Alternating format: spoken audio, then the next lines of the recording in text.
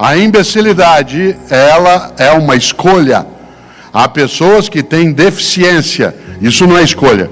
Ser imbecil é uma escolha. Aliás, porque a imbecilidade em larga escala resulta de uma incapacidade decidida de não pensar melhor, de não refletir. Pessoas imbecis têm uma retórica furiosa. Isto é, na hora de tentar convencer você de algo, não buscam convencer, buscam te derrotar, buscam te aterrorizar, gritam, impõem o pânico para ver se você, em vez de argumentar, recua. O grande arcebispo, prêmio Nobel da Paz, na África do Sul, Pedro, que morou na África do Sul, se lembra, a África do Sul é o único lugar do mundo que tinha na mesma rua ali no Soweto, lembra? 2 Nobéis da Paz, porque morava na mesma rua o bispo Desmond Tutu e o Nelson Mandela. Nós não temos ainda um Nobel, poderemos ter, mas ali na África do Sul, na mesma rua, moravam 2 Nobéis, Nelson Mandela e Desmond Tutu. E Desmond Tutu, que morreu ano passado, ele dizia sempre que o pai dele o advertia, dizendo: filho, não eleve a voz, melhore teus argumentos. Não aumente a voz, melhore teus argumentos. E é interessante porque a pessoa medíocre, ela tem na imbecilidade uma forma de socorro. E uma pessoa imbecil não é aquela que tem menos escolaridade. Aliás, porque tem muita gente que tem muito mais escolaridade do que eu e me ultrapassa. E muita gente que tem menos escolaridade do que eu e me ultrapassa em várias coisas.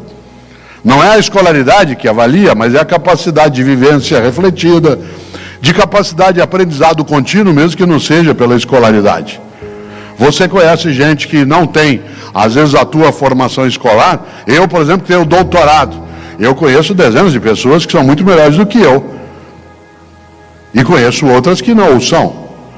A gente junta e cresce. Nem sempre é a escolaridade que mostra que alguém não é imbecil. Você pode ser imbecil com várias condições. Eu, uma vez, caí numa armadilha muito forte. Era uma palestra na cidade de Belo Horizonte, assemelhada a essa que agora nós estamos aqui. E como aqui, ao final, era só uma reflexão, não haveria um debate, assim como aqui não haverá. E quando eu terminei a palestra, era um congresso de enfermagem. Havia 2.000 enfermeiras num congresso, e quando terminou, eu estava agradecendo e saindo, e antes que eu saísse de vez, uma enfermeira lá no meio falou: professor, eu falei: oi, o senhor pode responder uma pergunta antes de ir embora? Eu disse: claro. Ela falou, olha que pergunta difícil, ela falou: o que o senhor quer que fale do senhor no teu velório?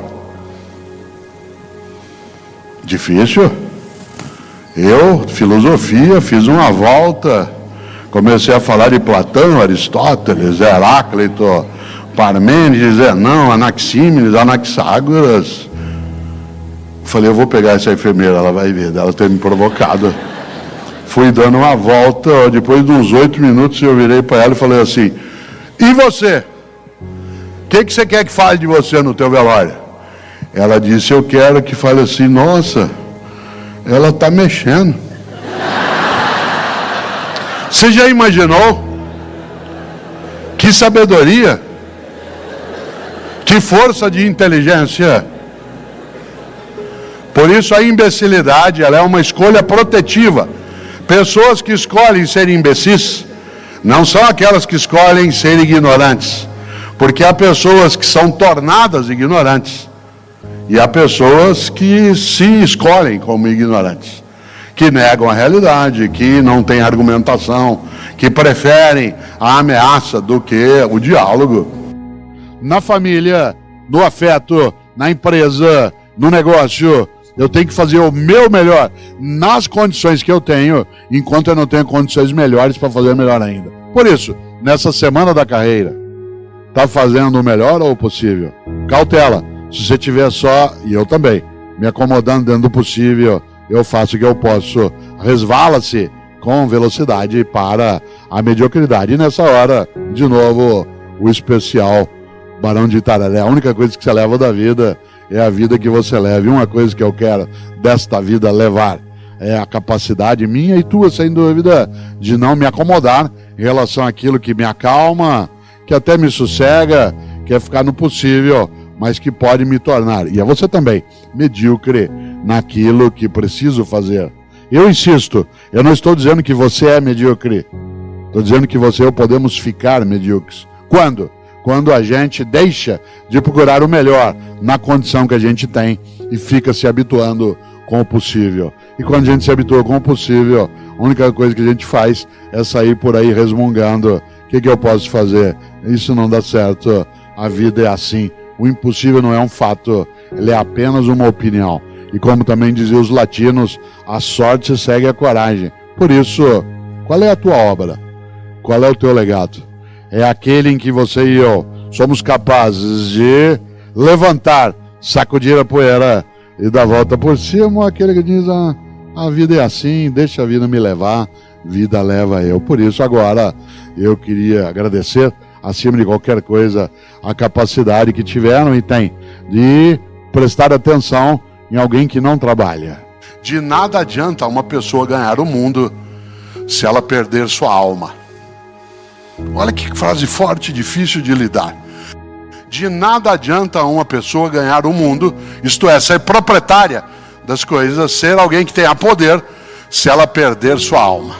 Perder a sua dignidade, perder a sua identidade, se ela perder exatamente aquilo que dá a ela a possibilidade de ser uma pessoa que não se degrade, não apodreça a sua convicção, que não seja nojenta naquilo que é a sua prática. E eu acho essa expressão consignada ali em Marcos como uma coisa genial para a gente pensar. Olha só de novo, de nada adianta uma pessoa ganhar o mundo se ela perder sua alma. Por isso, ganhar o mundo em última instância poderia ser só a aquisição, a propriedade de bens materiais, que também tem importância, mas não tem exclusiva importância.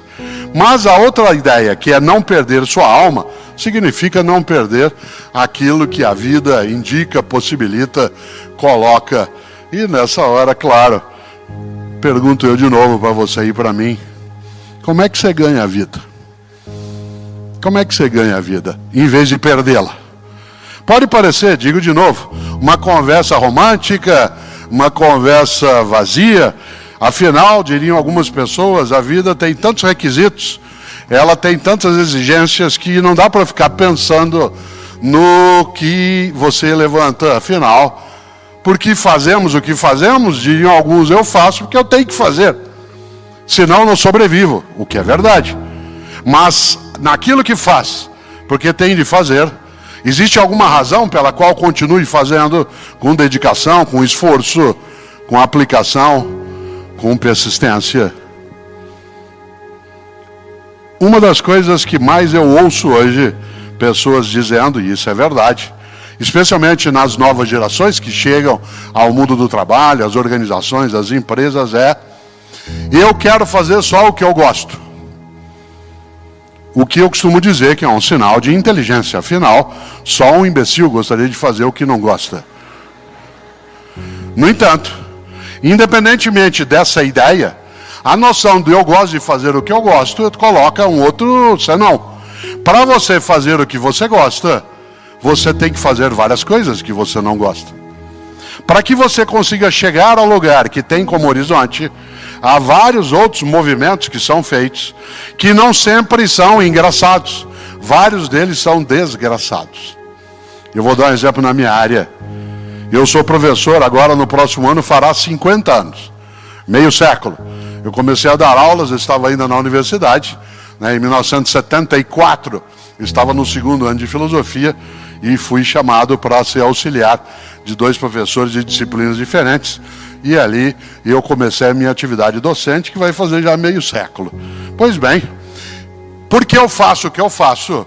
Porque eu acho que a maneira minha de ser necessário, ou no meu caso, e de deixar a vida menos desgraçada, é a docência.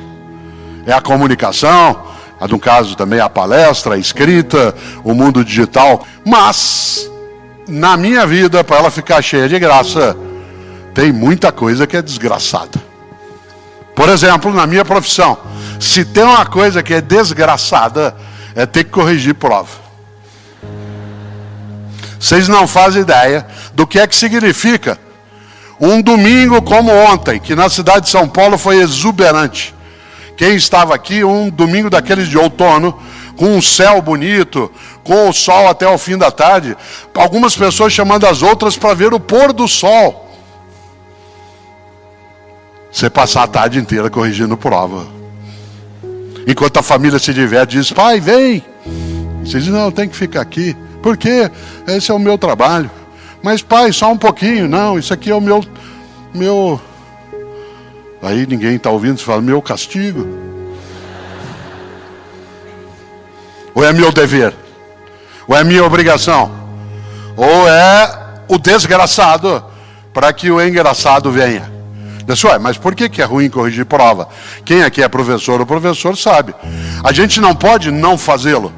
Eu, Cortella, não tenho como, quando era docente no cotidiano, não tinha como não corrigir provas e trabalhos dos meus alunos, porque a única maneira de eu saber como eu estou ensinando é se eu afiro como as pessoas estão aprendendo. A única maneira de eu saber se aquilo que eu estou fazendo tem relevância, eficácia, se tem alcance, é se eu notar como é que as pessoas estão aprendendo, escrevendo, trazendo. Não basta alguém me contar. Será que dá para eu terceirizar a correção de prova? Claro que dá. Segundo alguns, em breve a inteligência artificial fará isso por mim. Mas ela fará por mim, vai me contar ou vai fazer um relatório? Mas existe uma percepção em relação àquilo que você está lendo, que relatório algum substitui. Existe um conhecimento que é diferente da mera informação, Pedro lembrou isso antes, um conhecimento que vem, né, da minha percepção de como é que as pessoas estão aprendendo. Mas corrigir prova é uma desgraça. Porque você lê a mesma notícia em 200 jornais diferentes, cada um escrito numa letra. Tanto que a gente tem que organizar na maneira como corrigir prova. Eu fazia isso porque você está no domingo à tarde, a família passeando, todo mundo almoçou direitinho, e você tem que sentar 2h30 da tarde ali para começar a fazer aquilo. Você precisa cuidado, porque se você tem 50 provas ou trabalhos em mãos para ler, você precisa fazer um sistema onde você faz uma primeira leitura, sem ainda dar uma avaliação com nota. Depois você faz uma segunda, voltando, porque do contrário a tendência é pegar os primeiros e massacrar. Porque você está descansado. À medida que você começa a ficar mais cansado, aí vai passando. Então é preciso ter um critério, né, de maneira que você consiga não a neutralidade, porque isso não existe, mas a objetividade analítica. Como é que você ganha a vida? Essa pergunta é muito feita. Como é que você ganha a vida? Qual que é o teu jeito de ganhar a vida? E eu estou usando aqui a expressão em duplo sentido. Isto é, como é que você ganha a vida no sentido de como é que você obtém teu meio de sustento. Mas há uma segunda maneira de pensar isso. Como é que você faz para que a tua vida não seja perdida? Gosto mesmo de lembrar o quanto que é impactante algo que está num dos evangelhos. Para uma pessoa aqui, entre nós que tem algum acesso à Bíblia dos cristãos, já deve ter notado, os cristãos têm 4 relatos oficiais sobre a vida de Jesus de Nazaré, né, que são chamados de evangelhos, né, os evangelhos canônicos, são 4 deles, 3 deles são sinóticos, isto é, eles contam uma história paralela, que é o evangelho de Mateus e Lucas, né, e de Marcos, e um não é sinótico, que é o evangelho de João. Mas no evangelho de Marcos tem uma expressão, e tanto faz se você tem religião ou não, porque essa é uma escolha tua, tanto faz se é cristão ou cristã, essa é uma escolha tua, você pode ter ou não ter, mas há algumas formas de aconselhamento que nos servem. No evangelho de Marcos, há ali o registro de uma fala que ele atribui, claro, a Jesus de Nazaré, que está ali no capítulo 8, em que Marcos escreveu uma das frases que mais me perturba, no bom sentido. Que há coisas que nos perturbam no mau sentido. Há coisas que nos perturbam e nos fazem ficar, né, chateados, tristes.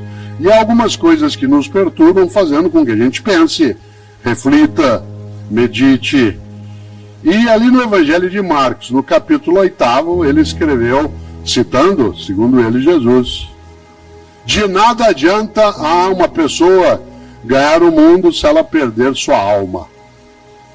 Aliás, o texto original é: de nada adianta a um homem ganhar o mundo se ele perder sua alma. Em outras palavras, de nada adianta você ter tudo se a tua identidade, tua autenticidade, teu propósito, isto é, tua verdade, ela vai por terra, ela desaba, ela é esmagada. Essa frase vale pensar, porque essa frase nos coloca um impositivo, nos coloca algo que a gente chama em filosofia de imperativo, que é nós entendermos que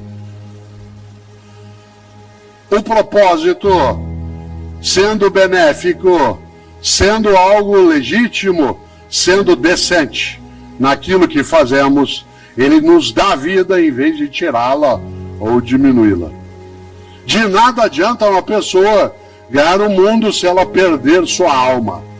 Isto é, se ela for devorada por aquilo que pode ser a ganância, pode ser o egoísmo, pode ser a arrogância, pode ser o desvario.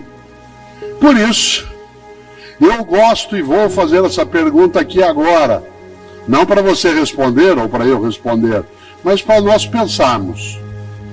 Como é que você ganha a vida? Essa pergunta é muito feita. Como é que você ganha a vida? Qual que é o teu jeito de ganhar a vida? E eu estou usando aqui a expressão em duplo sentido. Isto é, como é que você ganha a vida? No sentido de como é que você obtém teu meio de sustento. Mas há uma segunda maneira de pensar isso. Como é que você faz para que a tua vida não seja perdida? Isto é, para que ela não seja demolida, erodida por aquilo que é a pequenez, a tolice, a redução. Como é que você ganha a vida? Há pessoas que ganham a vida cuidando de vida. Há pessoas que ganham a vida encantando a vida. E essas ganham a vida nos dois sentidos, de modo muito mais denso. Há pessoas que ganham a vida apenas no sentido material, do sustento econômico, do acúmulo de patrimônio, que não é ilegítimo se agregado à ideia de ganhar a vida no outro modo que eu aqui lembrava. Uma pessoa que ganha a vida, ou seja, que não a perde, não a desperdiça, não faz com que ela se esvaia, é uma pessoa marcada por uma grande decisão. Ter uma vida com propósito, ter um trabalho com propósito. Uma das frases mais curiosas que eu ouço no mundo das empresas, ou no mundo do trabalho em geral, é uma que eu vou dizer agora. Quando a pessoa vira e diz assim: olha, eu adoro o meu trabalho, mas eu detesto o meu emprego. Eu adoro o que eu faço, mas eu detesto o meu emprego. Isto é, o lugar, o modo de ação, aquilo que é necessário que se tenha como convivência. E você tem também o outro modo. É assim: eu adoro o meu emprego, mas eu detesto o meu trabalho. Ou seja, gosto de ali estar, gosto daquela convivência, mas aquilo que faço não me realiza. Uma das coisas mais bonitas, e eu gosto de fazer isso, há um livro que dá título a esta reflexão, chamado Por que Fazemos o que Fazemos? E ele trata disso, né, que eu estou aqui dizendo agora. Ele não é o único. Houve uma época em que, ao término de uma atividade, não era tanta gente, havia uma sessão de autógrafos. Hoje a gente não consegue mais fazê-lo pelo número de pessoas e também pela necessidade de proteção nossa em relação a algumas das coisas que nos circundam. Mas hoje há um outro modo, que eu não chamo mais de autógrafo, eu chamo de fotógrafo. Né? O que é isso? É quando eu terminar aqui, quando eu terminar a minha exposição, eu ficarei sobre o palco e, se você desejar, de modo tranquilo, ordenado, você se aproxima com a tua câmera e aí eu fico andando para lá e para cá, que nem um caranguejo, dado que eu estou né? Vou até lá, depois eu volto, vou até lá e volto. E você faz uma selfie, se você desejar, assim. Há pessoas que gostam de fazê-lo, depois posta. Mas se você tiver com algum dos meus livros, faça a selfie segurando o livro, né? Porque aí sai você, o livro, e eu sorrindo, né? E isso é gostoso, porque é uma forma de lembrança, de memória, que nos ajuda bem. E nesse livro, Por que Fazemos o que Fazemos, a primeira frase que nele está, isto é, o que nós chamamos de epígrafe do livro, é uma frase de um poeta gaúcho que eu tenho uma admiração imensa, que é Mário Quintana. Talvez seja o poeta que eu mais cite, né, nos lugares. O grande Mário Quintana, um gaúcho nascido em Alegrete e que faleceu, né, em 1994, no dia 5 de maio. É fácil lembrar, porque ele morreu na mesma semana que o Ayrton Senna. O Senna morreu, né, no domingo e ele na quinta-feira. Mário Quintana tem várias coisas maravilhosas. Uma delas, eu sempre que posso trago à tona, aliás, duas delas. Mário Quintana, eu já disse isso em algumas palestras, ou no mundo digital, mas gosto de trazer à tona. Mário Quintana tentou entrar 3 vezes na Academia Brasileira de Letras. 3. E foi recusado. Não aceitaram Mário Quintana na Academia Brasileira de Letras. Um lugar cheio de imbecis, e vários que não são. Um lugar que já teve vários imbecis e vários que não eram. Não aceitou Mário Quintana. Aliás, sabe quem não entrou também na academia?